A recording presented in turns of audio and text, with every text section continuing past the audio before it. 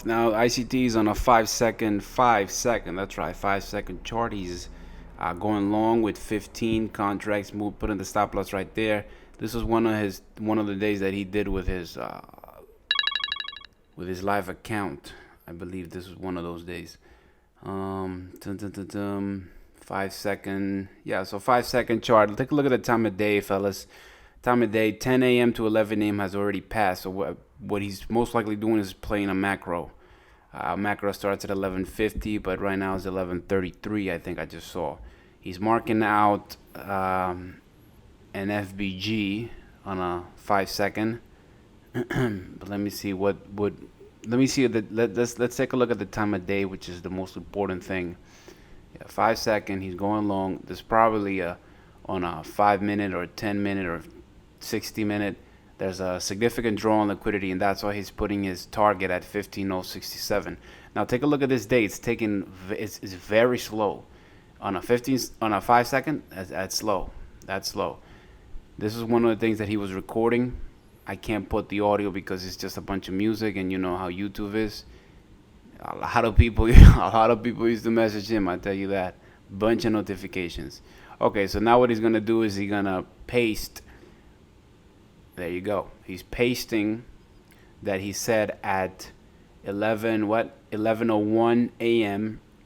that he is going, that before lunch or by lunchtime, 12 p.m. New York time, the algorithm is gonna reprice to that high and buy side up there. So he said it at 11:01 a.m. and he's already entering.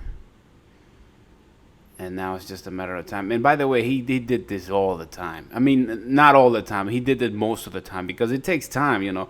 Go click the link, look for the thing, put it, you know. He's got nothing to prove to nobody. He's already, you know, whoever got to learn, got to learn. And it doesn't matter what year you're watching this video, okay? I just want you to know that. It does not matter. Okay. Here we go. Now he's on a 3-minute time frame. He's marking that inversion fair value gap. There's an order block there, probably in a higher time frame, that order block, because that order block at the 1 minute makes no sense. We're on a 1 minute time frame. He's going long. He's putting his stop loss below it. He marked the inversion fair value gap. The obvious draw on liquidity is that buy side up there. Okay, he's drawing 3, so he's probably gonna do 555 if I'm not mistaken. Now I want you to take a look at this. Oh my goodness, he just added more. Okay, so the reason why he adds is because the algorithm, that's my alarm saying Home Depot, go to Home Depot. So the algorithm is repricing back to the high of the inversion fair value gap. And that's why he's adding. Folks, this is hard. Okay, this is hard. This is another level type of thing. But once you watch his videos, you take time, you rewatch and you rewatch. One of the best ways I learned from him was just rewatching the same thing over and over and over again.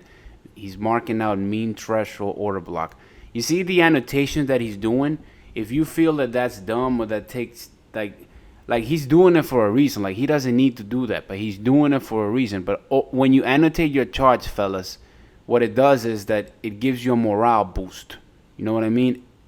And what that means is that it's giving you a morale boost because you're not panicking and being like, oh, yo, shit, this thing's going to turn around on me, hit the stop. Because you're realizing that all the premium arrays are in your favor. Stand by for another random act of accuracy. Premium FVG buy and buy side liquidity. Yeah, so the ultimate target was that buy side up there. Optimal if remains unfilled. I mean that's even advanced. I don't know what, but optimal if remains unfilled. Yeah, I mean optimal, but why? You know, somebody will be like, why? I know that they're breakaway gaps, breakaway FVGs, but he called them breakaway gaps. I added the FVG, but I mean, why? That, you know, there's so many questions, right? But I want you to take a look at the time of day that he's doing this. He started off at after 1:30 p.m., which is gonna set the tone for the 2 p.m. to 3 p.m. silver bullet. But I need you to pay attention at, like, if you were to draw an imaginary, look at 2 p.m. If you were to draw an imaginary line at 2 p.m. That's the start of the silver bullet, correct? Okay, so you know that.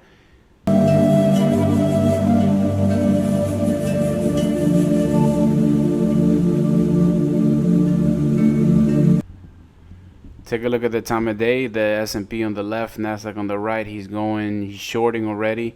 It's after 9:30 a.m. What time is it exactly? It's 9. What is it? 9:35, something like that, or 9:45. I don't know what the time is, but he's going short.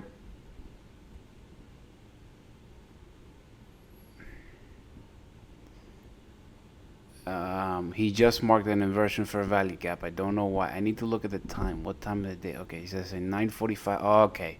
So what he's doing, he's playing the 9:45 PMI data. Dropping lower. So he's already short already. Now that's probably 10 a.m. right now. I need to look at the time of this. What time is this? There it is. Okay, so it's yeah, okay, so 9:45 a.m. data. That's what it was. And he marked an inversion for value. I'm humbly I could say that I'm a little advanced in ICT, but I would never freaking be like, "Oh, inversion for value gap before 9:40." Like, nah, narrow my focus. Staying with this one. Okay, so he's canceling the other one out.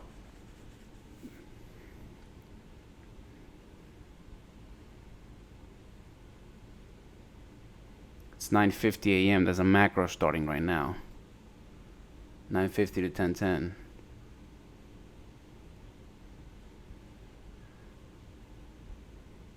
So 50% off in case stop is hit.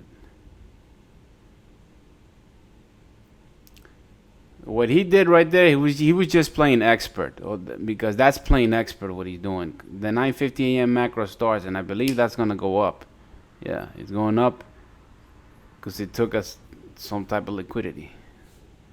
It's hard. It's hard. It's hard what he's doing. I mean, what he's doing right there, what he's doing. He's playing expert mode. That's what he's doing, because I'm humbly, I could say I'm a little bit advanced or intermediate on this, but I mean, this is just he's already expecting it. So he probably read something on the daily, on the weekly. It gave him a big, spectacle of what was gonna happen, and that how that PMI data was gonna boom bring everything down. There's also an institutional flow entry deal. If you look at the right hand side on the Nasdaq on 15040, that looks like an institutional flow entry deal on the 1 minute. It looks like it, but I might be wrong, because it's touching the whole thing. He gets out of the ES and he stays there. But my point, what I was trying to tell you, is that at 9:50 a.m.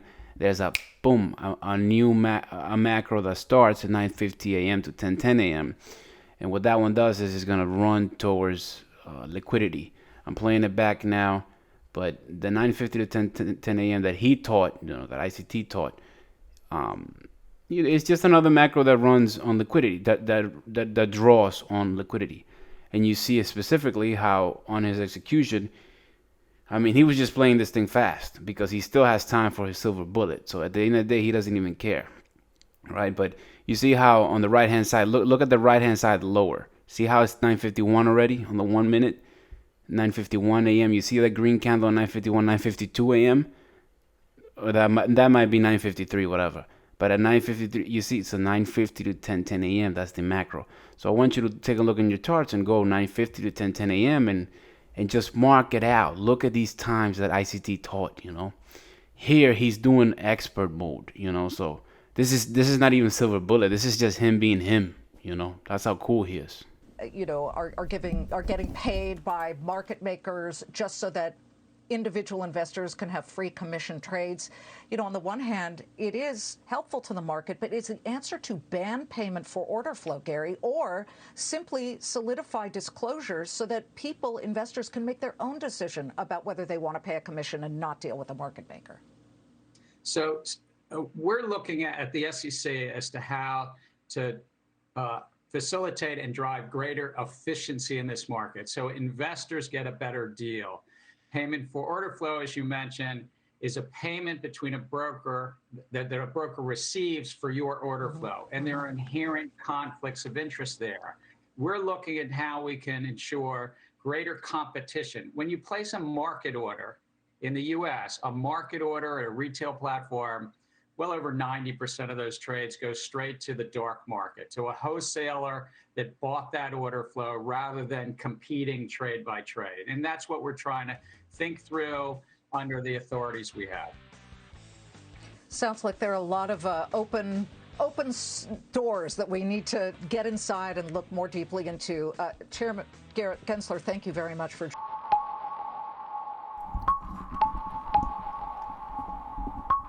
Okay, so he's on the 1 minute on the left, 1 minute on the right. Nasdaq, yes, he's going short. What time of day is it? Time. I see 10:36, so it's between 10 and 11 a.m. That's probably a silver bullet. He's 6 contracts short already. I think that's an institutional flow entry deal would just happen.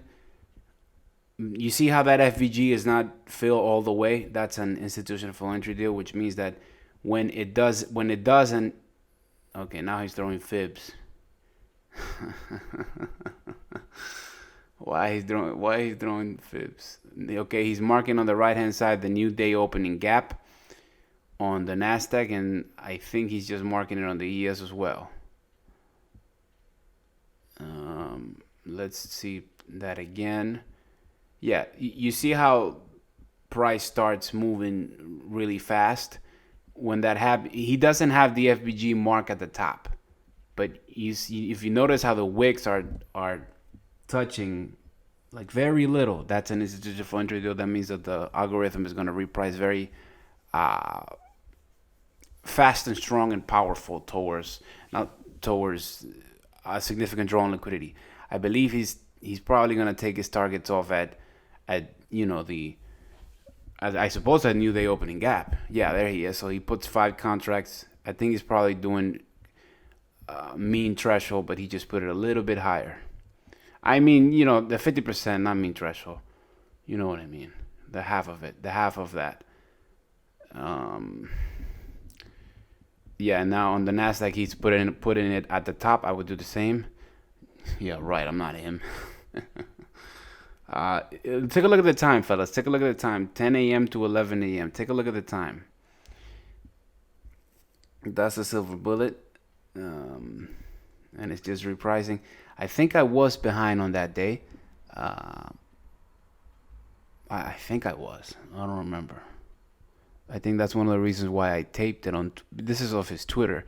I think that's one of the reasons why I taped it, because I was like, damn, he took the same thing off me. I mean, I did the same thing as him. He's moving a stop right there to that. You see how that FBG, I mean, that's more advanced. Like, I can't even speak more about that. But the point is that he's playing a silver bullet towards the opening range repricing macro, which is the new day opening gap. Yeah. You can go ahead and read that.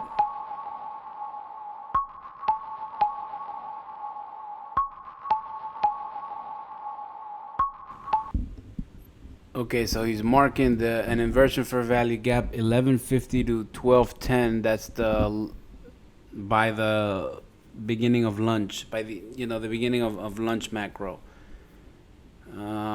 He's going long. He's marking order blocks now. He's on a 1 minute time frame. I can't really say much about this. I don't know much about it. Daily buy side liquidity. So he's still going long. He's saying that it's gonna go all the way up there because that's daily buy side liquidity. I understand. He marked order block, then he marked the mean threshold of that order block. That's probably on it's on a 1 minute. Again, one of the reasons why he's annotating that really helps out a lot is because all those annotations are gonna give you a morale boost, and you're gonna be like, okay, so I know that my that price is moving in my direction, and you're not like panicking like a little girl. He moved the stop loss up top. He probably saw something on a 3 minute or a 5 minute time frame, and he's like, okay, I'm moving it up here because of something.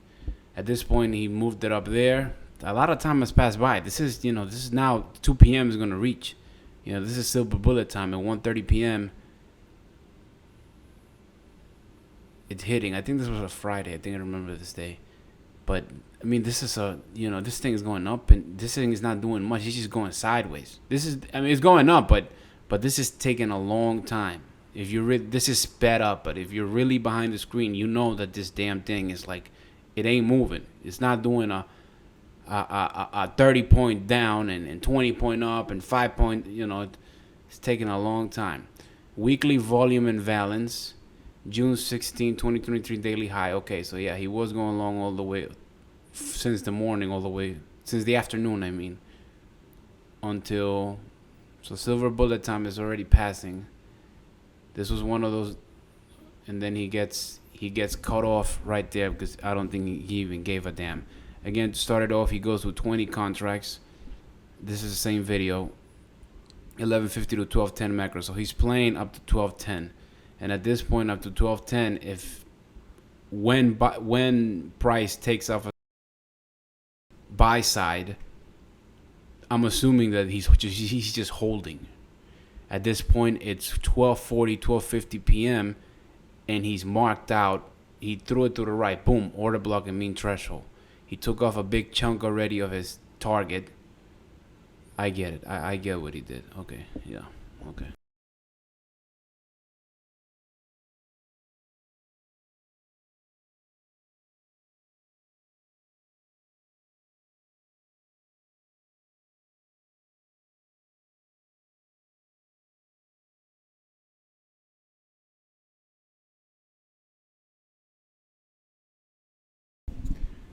There's a lot of stuff on the screen right now. This is gonna go fast, but let's try to break down what he's doing. Opening range gap right at the top left hand side in the middle is a new day opening gap. That's he marked it as opening range gap portion, but on his YouTube channel, on ICT's YouTube channel, is new day opening gap. He's putting up his targets up the top. Yep, those are my alarms. Don't worry about that. Those are my alarms. He's saying optimal to remain unfilled here. Gosh, there's so many things going on. Smooth highs will be made jagged. Yep. Every time there's a bunch of highs that look like very close up together, or lows that looked very close up together, the algorithm is going to reprice to take their money, to take those people's money, because those people were short and they all put the freaking stop loss up top, and so the algorithm has to go back up there to reprice. Now, no, let's see. Typically, it creates a sudden spike higher on a single.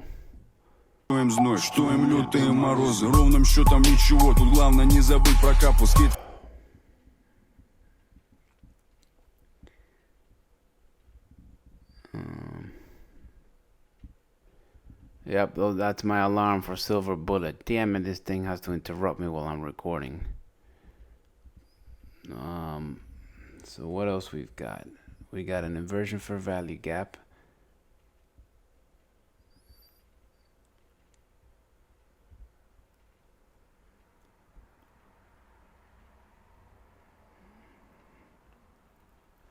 Look at all the annotations that he's doing. He's doing it on purpose. He's showing you all those annotations.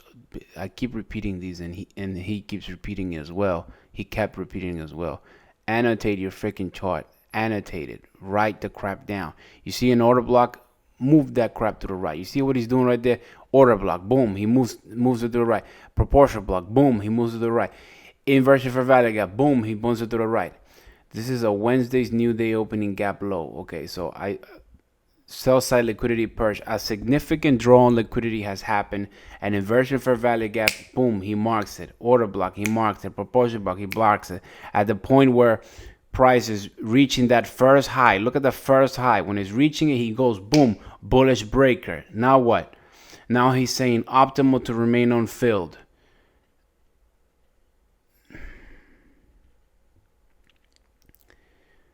What time is it? 11:15 a.m. But did you catch everything I just told you? 10:50 to 11:10 macro. A significant draw on liquidity has happened. The significant draw on liquidity is where he marked sell side liquidity purchase at 10:10 a.m.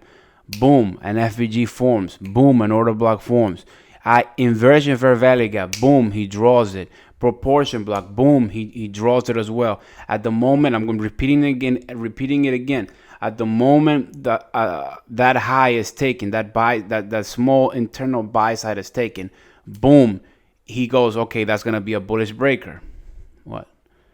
That's gonna be a bullish breaker, and then he put optimal to remain unfilled.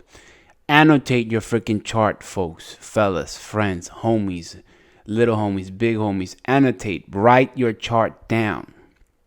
That takes you to the next level. Forget about the likes, forget about the subscribe. Do what you have to do, and I'm telling you, put alarms on your phones and annotate your freaking charts. Look how this thing repeats. At exactly 10:49 a.m. I have my alarm for the 10:50 to 11:10. This whole move that he's just taking right now started at 10:50 a.m. at the right point of reversal, and he annotated all his charts saying boom, boom, boom, meaning that it's gonna be a morale boost. Now he's throwing all those lines there, those fibs. I mean, that shit, that thing hurts my head. I don't, I don't even mess with that much. And he's taking his time and he's showing you, look at everything that I wrote. That's why he's that's what he's doing right now. Look at everything I wrote.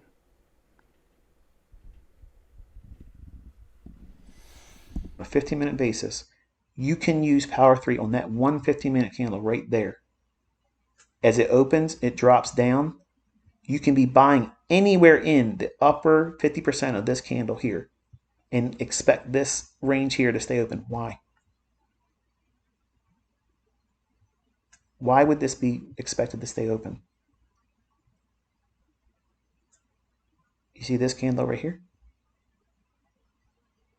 This is the same thing occurring here with more candles in between.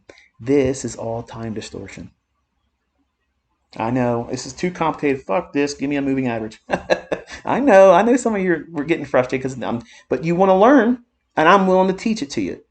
But you don't need everything. But I'm teaching you how I do these things. How do I determine when I'm doing live executions? I say this is going to stay open. It's optimal for this fair value gap to stay open. You're asking me to teach you, so I'm teaching you. The same element of delivery here and here, that one single candle right here, imagine this one candle. If all these candles from this candle here to here were compressed into one interval, it would be the same thing happening right there, just more candles. That's all that's happening. So my eye is going to this, to this. So now let's use the same criteria, okay? Which is higher, this low or this low? This low. So there's we don't want to anchor it to that, okay? Draw that down. Come on. I use it's not a mouse, it's a touchpad thing. Which is lower, the high of this candle or the high of this candle? Let me take this off so you can see. Get off. This high or this high? Which is higher, this one or this one? This one. So this high and this low and this high is the two reference points. But you want to expand it down. You want a full encapsulation like we did over here for a balanced price range. So this is a lower fair value gap than this one. To what degree? What measures the distinction between this being lower than that one? It's this candle here. In other words, think of it like this. I know what I want to say, I just can't find the words to. They're escaping me. All right, if we were looking at both fair value gaps like this, which one's higher? This one, right? So to identify and map this out, we use this one as the high, and we drag it down to here. Okay, so all of this is a balanced price range. It should never come back down and through the midpoint of that, meaning there would be a small portion of this gap left open. So let's play devil's advocate for a moment. Say it went down into this range. I would not be concerned about it doing a complete closure here because we have this fair value gap and this fair value gap that basically overlap in this range right there. So we have this portion over here and over here. So this creates what? An island reversal. Multiple candles that are segregated from all the movement here and here. So how I internalize it is all of this right here was manipulation, just like all of this is manipulation. So the purpose is to offset existing liquidity for the purposes of anyone that would be profitable once we get above this high. It's all spending time down there to allow offset longs to be taken out. And who would assume that position if they're getting knocked out? Smart money in the market rallies.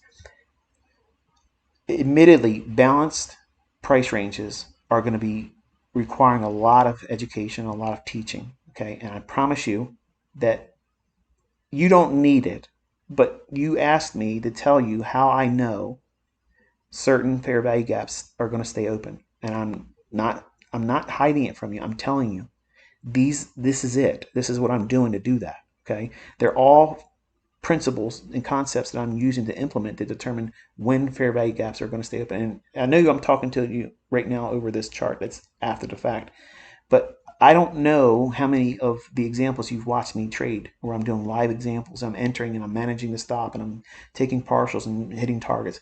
I don't know how many of those examples I've shown or that you've seen, but they predominantly have been shared on Twitter because I usually put music behind them because I like to do that. But I still show them on my YouTube channel too. But most of the time they're being shared on Twitter because it allows you to see a very small 2-minute, sometimes less than 2 minute and 20-second compression of me executing.